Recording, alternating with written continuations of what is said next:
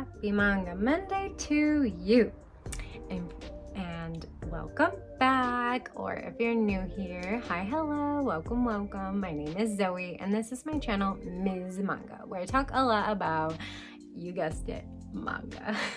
And today we're going to be talking all about summertime rendering. So this is a 6 omnibus volume complete series, and it's got a lot going on, we'll say that off the bat. So I'm going to be doing a non-spoiler thoughts and feelings on the manga, a synopsis of what the manga is about, and then I'm going to be doing some spoilery thoughts and feelings as well, and I'll let you know when those begin.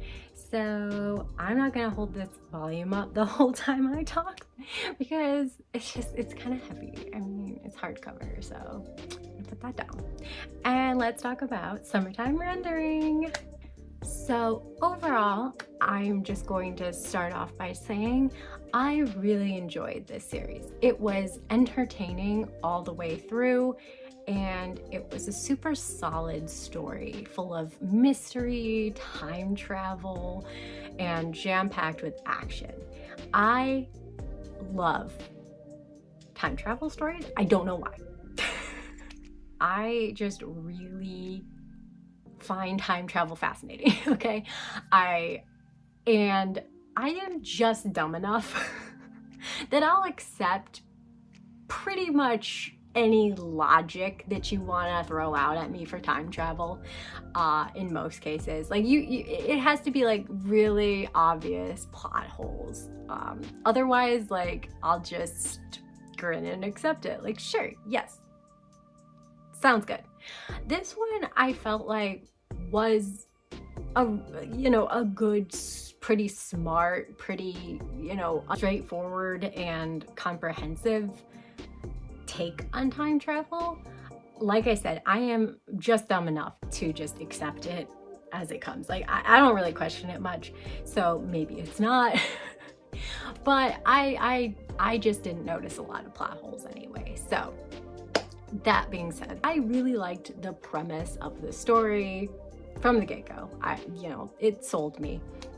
And the characters were really well developed and interesting, so that's always a bonus if I like the characters. The likability of Fire Punch's characters is what was making it hard for me to really endorse that manga, as opposed to this one, which I would fully endorse as being a really good series overall.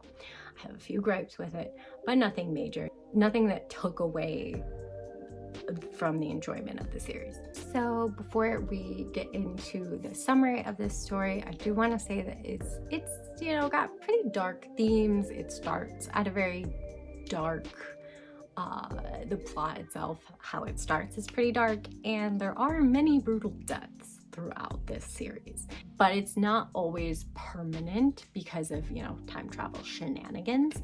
Lastly, I will say there's an unaliving trigger warning in a sense.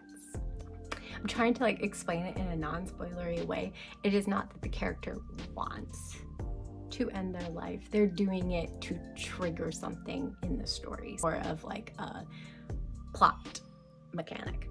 So that's as far as I'm going to go into that. I just wanted to put it out there just in case if that would bother anybody, so that you'll be prepared going into it, if that might be something sensitive to you, or you now know to maybe just avoid it entirely. So if that's the case, then I, hope to see you for the next manga review, and hopefully that will be a manga that you're able and excited to read. So yeah, let's get into the summary. Summertime rendering begins when Shinpei, hearing the news of his childhood friend Ushio's passing, returns to his hometown, the remote island of Hitogashima, to attend her funeral. Little does he know that is the beginning of a summer full of mystery and horror. No one is prepared for the time-twisting adventures ahead that defy life and death. So there's the, back of the book official summary for you if you were, curious to just hear a little bit more. And yeah, I mean, I was immediately hooked by hearing that. So if you want to stop the video, go read Summertime Rendering and then come back and hear my thoughts on it. I don't blame you. I don't want to spoil the experience for anybody. With that being said, let's move on to the spoilers. You have been warned. Okay, it's spoiler time. I'm gonna assume that you read the series, and if not, I don't know why you're watching this. You just like to be spoilered and confused, because I'm not gonna explain things that go on in this story. I'm just going to talk about what I did and did not love about the series.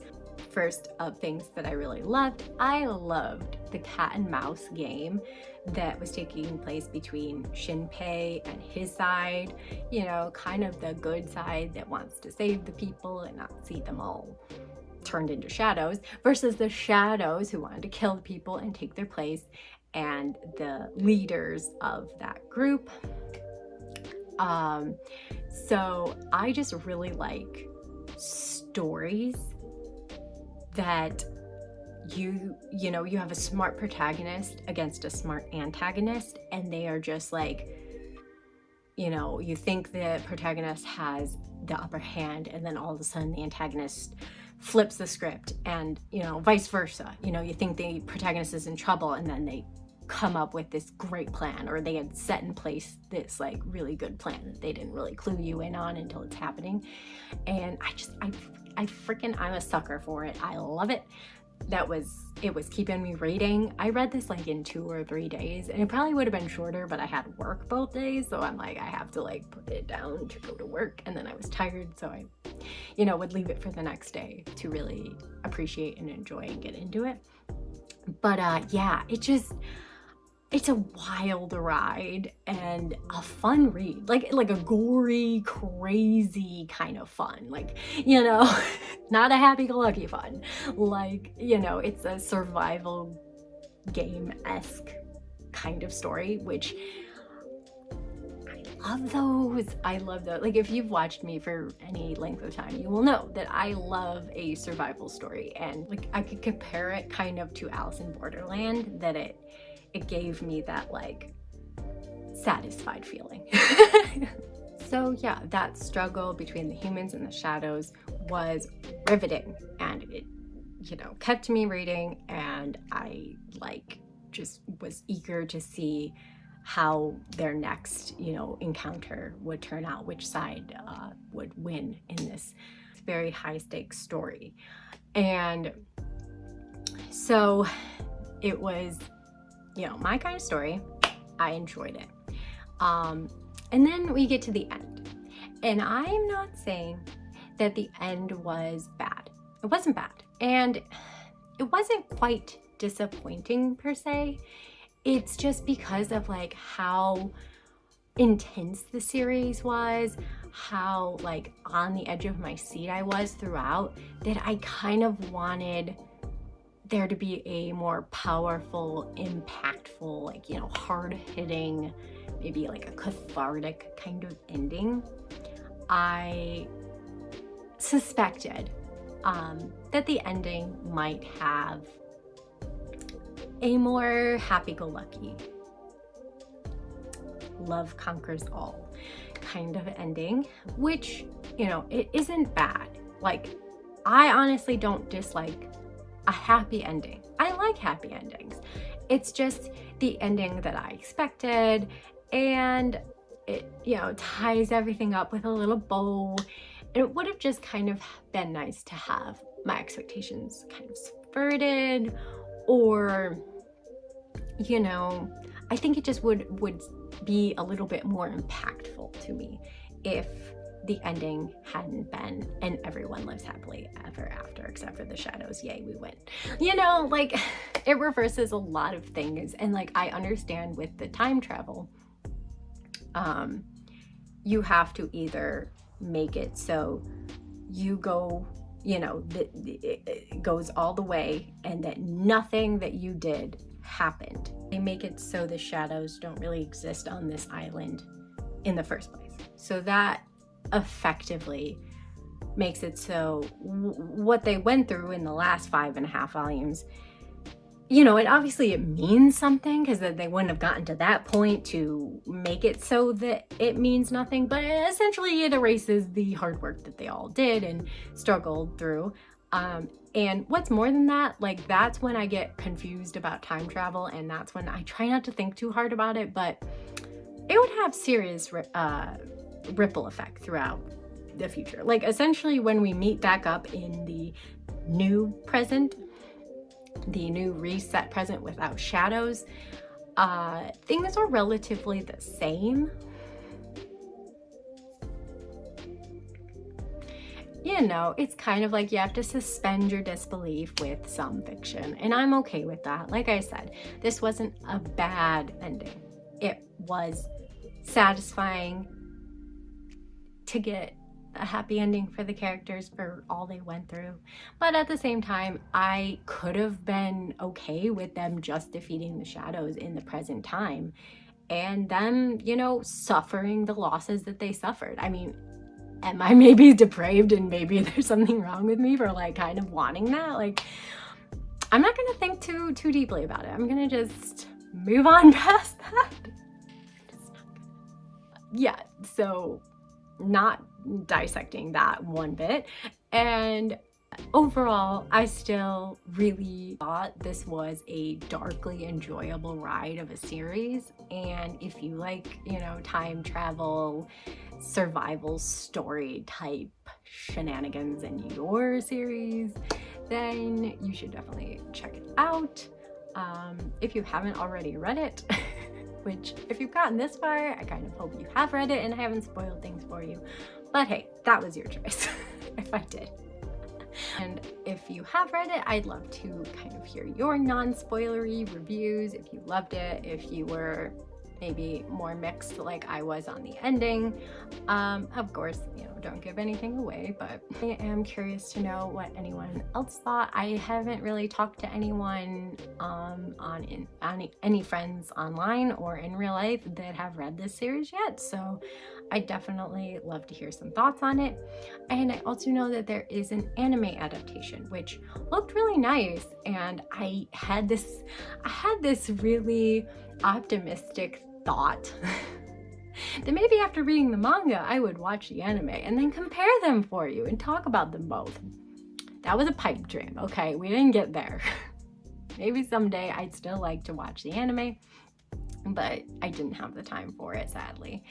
And yeah, so if you did watch just the anime, let me know what you thought about that, and is that worth, you know, giving it a watch? Because I've heard good things about it, and I did really enjoy the manga, so I think the action would really translate well into anime form, so I think it would be a good watch, but let me know. And of course, if you like this video, please give it a little thumbs up, tickle the thumbs up button. That really helps engagement, helps me know that I'm making videos that you enjoy, and it also helps push my videos to more people in the old YouTube algorithm. And if you haven't already, please do consider subscribing. It's the big button, says subscribe. And yeah, I have a goal to get to 500, and as of filming this video right now, the channel is really close to getting to 400, so I do really appreciate everyone who has subscribed already. Thank you so much. It's super exciting to see this channel grow, and I owe it all to you. So yeah, I'll stop talking your ear off now, and until next time, bye!